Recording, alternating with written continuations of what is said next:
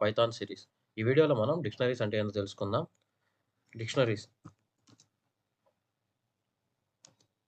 It is used to store data values in key value pair. అంటే dictionaries అనేది మనం ఎందుకు యూజ్ చేస్తామంటే డేటాని కీ వాల్యూ పేర్స్లో యూజ్ చేస్తాం. ఫర్ సపోజ్ ఇప్పుడు నేమ్ నేమ్ అనేది ఒక కీ అనుకోండి. వాల్యూ వచ్చేసరికి నేమ్కి ఒక వాల్యూ వచ్చేసరికి పైథాన్. ఇక్కడ నేమ్ అనేది ఇప్పుడు చూస్తే నేమ్ అనేది ఇక్కడ కీ. అలానే పైథాన్ అనేది ఇక్కడ వాల్యూ. సో ఇలా పెయిర్స్ క్రియేట్ చేయడానికి మనం డిక్షనరీస్ అయితే యూస్ చేస్తాం. It is a collection which is order mutable but it does not allow duplicate values.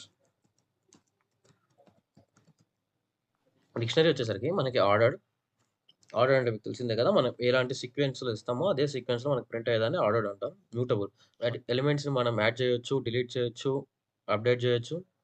So dictionary is a mutable but it does not allow duplicate values. It is return as curly braces. నేను ఒక dictionary అయితే create చేస్తున్నాను.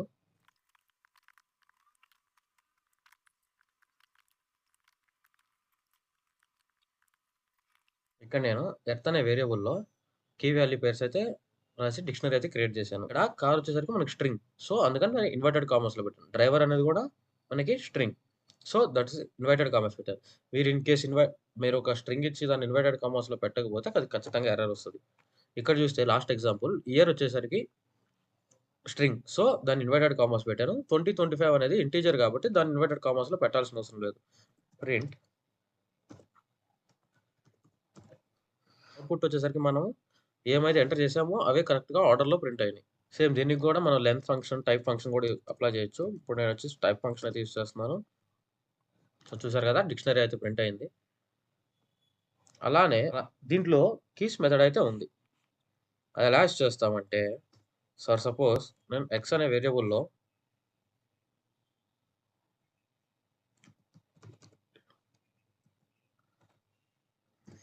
Earth dot keys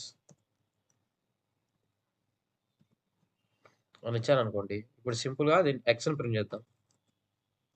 ఇప్పుడు ఎక్స్ని print చేస్తే మనకి డిక్షనరీలో ఇచ్చిన keys అన్ని print అయ్యాయి. ఇక్కడ చూడండి ఫస్ట్ ఏదైతే ఇస్తామో అది కీ. సో ఇక్కడ చూస్తే కార్ ప్రింట్ అయింది, flight, boat, year. So keys అయితే ప్రింట్ అయినాయి. అలానే మనం వాల్యూస్ అనేది మెథడ్ కూడా ఉంది. ఇక్కడ ఎర్త్ డాట్ వాల్యూస్ ప్రింట్ చేస్తే మనకు ఓన్లీ వాల్యూస్ అయితే ప్రింట్ అయినాయి. అలానే యాడింగ్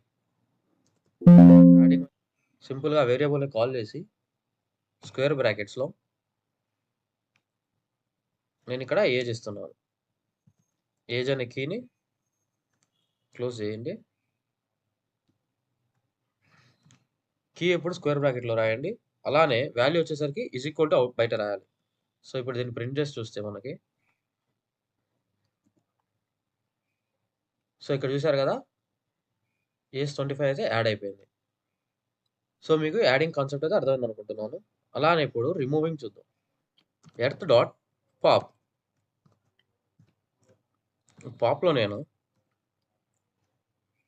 బోట్ అయితే ఇస్తున్నాను. సో ఇక్కడ చూసారు కదా మనకి బోట్ అయితే రిమూవ్ అయిపోయింది. సో ఇలా మన డిక్షనరీలో వాల్యూస్ని యాడ్ చేయగలుగుతాం, డిలీట్ చేయగలుగుతాం. అలానే క్లియర్ మెథడ్ కూడా ఉంటుంది సేమ్ దీంట్లో సెట్లో ఉన్నట్లు. ఇదేం చేస్తుందంటే డిక్షనరీని క్లియర్ చేస్తుంది. సింపుల్గా ఎర్త్ డాట్ క్లియర్. సో చూసారు కదా డిక్షనరీ అయితే క్లియర్ అయిపోయింది. సో ఫ్రెండ్స్ మీకు డిక్షనరీ కాన్సెప్ట్ అయితే అర్థమైంది అనుకుంటున్నాను. మీకు నెక్స్ట్ వీడియోలో నేను స్ట్రింగ్స్ అనే కాన్సెప్ట్ అయితే ఎక్స్ప్లెయిన్ చేస్తాను. Thank you for watching friends.